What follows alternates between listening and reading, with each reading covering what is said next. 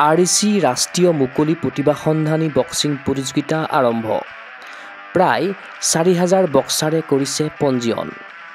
অসমৰ প্ৰায় 200 গৰাকী বক্সাৰৰ অংশগ্ৰহণ। উদ্বোধনী অনুষ্ঠানত উপস্থিত লাভলীনা বৰগোহাঁই। গুৱাহাটীৰ পল্টন বজাৰস্থিত চাইকেণ্ডৰ ইনডোৰ ষ্টেডিয়ামত দেওবাৰৰ পৰা 18 দিনীয়াকৈ আৰম্ভ হৈছে REC ৰাষ্ট্ৰীয় মুকলি প্ৰতিভা সন্ধানী বক্সিং প্ৰতিযোগিতা। বক্সিং ফেডাৰেশ্যন অৱ ইণ্ডিয়াৰ সহযোগিতাত অসম এমেচাৰ বক্সিং সন্থাই আয়োজন কৰা প্ৰতিযোগিতাখনত পঞ্জীয়ন কৰিছে দেশৰ প্ৰায় 4000 গৰাকী বক্সাৰে। Elite youth, junior, sub junior আদি শাখাত ল'ৰা-ছোৱালী উভয়ে ক্ৰীড়াংগনত উজাৰি দিছে শ্ৰেষ্ঠত্ব। দেওবাৰে প্ৰতিযোগিতাখন আনুষ্ঠানিকভাৱে উদ্বোধন কৰিলে দেশৰ অলিম্পিক পদকজয়ী মহিলা বক্সাৰ লাভলীনা বৰগোহাঁয়ে। এই ইভেণ্টে অসমৰ উপৰি দেশৰ বক্সাৰসকলক সহায় কৰিব বুলি আশাবাদী লাভলীনা বৰগোহাঁই। প্ৰথমে বহুত ভাল লাগিছে। REC অপেন টেলেণ্ট হাণ্টৰ এইটো ছেকেণ্ড অনুষ্ঠান হয় আৰু এইটো এটা বহুত ভাল আমাৰ প্লেয়াৰখিনিৰ কাৰণে এটা ভাল অপৰচুনিটি হয় আৰু আমাৰ যিহেতু হেমন্ত কলিতা ছাৰে তত্বাৱধানত গোটেই অনুষ্ঠানটো হৈছে, তেওঁ এটা বহুত ডাঙৰ কাম কৰি আছে নিশ্চয়, কাৰণ আমি যিহেতু এজন প্লেয়াৰ হিচাপে আমি যিমান কম্পিটিশ্যন পাওঁ আমাৰ কাৰণে সিমানেই ভাল হয় আৰু এনেদৰে যিহেতু REC টেলেণ্ট হাণ্টৰ পৰা বহুত কম্পিটিশ্যন লাহে লাহে পাই থকা হৈছে, তাৰ কাৰণে আমি আৰু কম্পিটিশ্যন যিহেতু আমি প্ৰেক্টিচ কৰি থাকোঁ, আমি যেতিয়া কম্পিটিশ্যন পাওঁ সেইটোত আমি গম পাওঁ যে কিমানটো আগবাঢ়িছোঁ। তো এই কম্পিটিশ্যনটোৱে বহুত বেছি বেনিফিট দিছে আৰু চবৰ কাৰণে এটা ভাল অপৰচুনিটি আৰু অসমৰো বহুতো চুকে কোণে ল'ৰা ছোৱালী আছে, তেওঁলোককো কম যাতে তেওঁলোকে ভালদৰে ট্ৰেইনিং কৰে, যাতে এনেকুৱাবোৰ কম্পিটিশ্যন আহি থাকে, কাৰণ আগতে আছিলে যে কম্পিটিশ্যন পাবৰ কাৰণে টান আছিলে, কিন্তু এতিয়া কম্পিটিশ্যন পাই থকা হয় আৰু তেওঁলোকে ৰেডি হ'ব পাৰে এনেদৰে কম্পিটিশ্যন খেলিবৰ কাৰণে।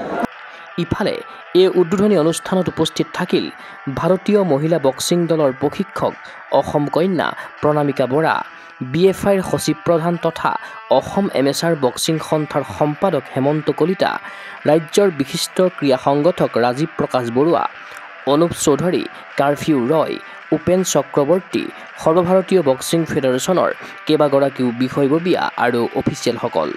ইফালে এই প্ৰতিযোগিতাত স্বৰ্ণ আৰু ৰূপজয়ীয়ে আগন্তুক সময়ত অনুষ্ঠিত হ'ব লগা আন্তঃৰাষ্ট্ৰীয় বাছনি অথবা ভাৰতীয় শিবিৰলৈ যোৱাৰ বাবে লাভ কৰিব সুযোগ।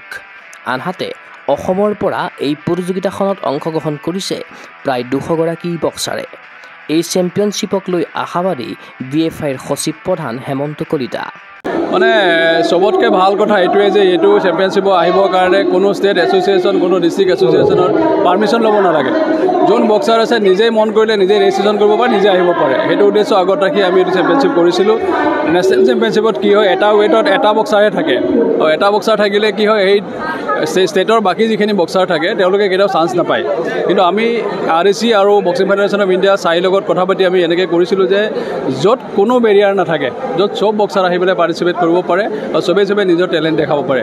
আৰু আমি এই REC ইভেণ্টৰ পৰা আমি এটা ৰাখিছোঁ যে ইণ্টাৰনেশ্যনেল ছিলেকশ্যন ট্ৰায়েলৰ সময়ত আমি REC যিবোৰ গ'ল্ড মেডেলিষ্ট, চিলভাৰ মেডেলিষ্ট থাকিব তেওঁলোককো আমি মাতিম আৰু ইয়াৰ পৰা যি মেডেলিষ্ট হ'ব, গ'ল্ড চিলভাৰ মেডেলিষ্ট, তেওঁলোকে নেশ্যনেল কেম্পতো তেওঁলোকে যাব পাৰিব। তো এইটো কাৰণে এইটো বহুত বেছি ভিৰ সেইকাৰণে হৈছে ইয়াত পাৰ্টিচিপেশ্যন, কাৰণ যিবিলাকে নেশ্যনেলত সফলতা পোৱা নাই তেওঁলোকে আকৌ আহি পেলাই ইয়াতে সফল হ'বলৈ নিজক চেষ্টা কৰিছে আৰু এইটো ইণ্ডিয়াৰ ভিতৰতে মানে এটা ভাল এটা ইভেণ্ট, বাকী যিবোৰ গেমছৰ ভিতৰতে এটা ভাল ইভেণ্ট।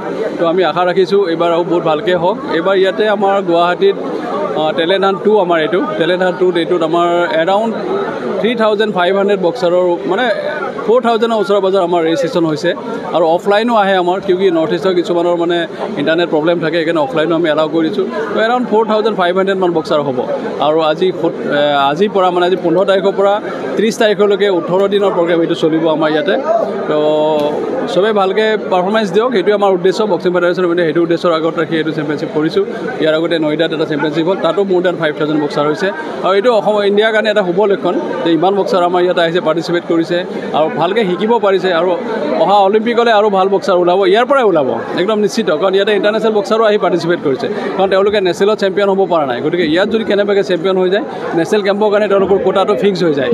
গতিকে এইটো এটা উল্লেখযোগ্য এটা championship boxing federation of India আৰু গোটেই বক্সাৰৰ কাৰণে এটা ভাল চেম্পিয়নশ্বিপ এইটো। তো অসমত এৰাউণ্ড 200 পাৰ্টিচিপেণ্ট হ'ব ইয়াতে, গোটেই ছাব জুনিয়ৰৰ পৰা ছিনিয়ৰলৈকে লৈ পেলাই আৰু আগতো ভাল খেলিছিল অসমে আৰু এইবাৰো এতিয়া ভাল পাৰ্টিচিপেশ্যন হ'ব কিন্তু টাফ হয় ইমান সহজ কথা নহয় বহুত টাফ চেম্পিয়নশ্বিপ হয় মানে কোৱাৰ্টাৰ ফাইনেলৰ পৰা বহুত টাফ হৈ যায় কোৱাৰ্টাৰ ফাইনেলৰ আগলৈকে ফাৰ্ষ্ট ৰাউণ্ড ছেকেণ্ড ৰাউণ্ড ঠিকে থাকে কোৱাৰ্টাৰ ফাইনেল ছেমি ফাইনেল বহুত টাফ তো আমাৰ বক্সাৰে নিশ্চয় ভালকৈ কৰিব আশা ৰাখিছোঁ আৰু ভালকৈ হওক এবাৰ ক্ৰীড়া অনুৰাগীৰ আশা সাফল্যমণ্ডিত হওক RAC মুকলি প্ৰতিভা সন্ধানী বক্সিং প্ৰতিযোগিতা এনে প্ৰতিযোগিতাৰ আচলত ধৰি ইণ্ডিয়া কেম্প অথবা আন্তঃৰাষ্ট্ৰীয় ক্ৰীড়াংগনলৈ অগ্ৰসৰ হওক অসমৰ লগতে দেশৰ উদিত বক্সাৰ চিন্ময় বৰাৰ প্ৰতিবেদন গোগো স্পৰ্টছ এনে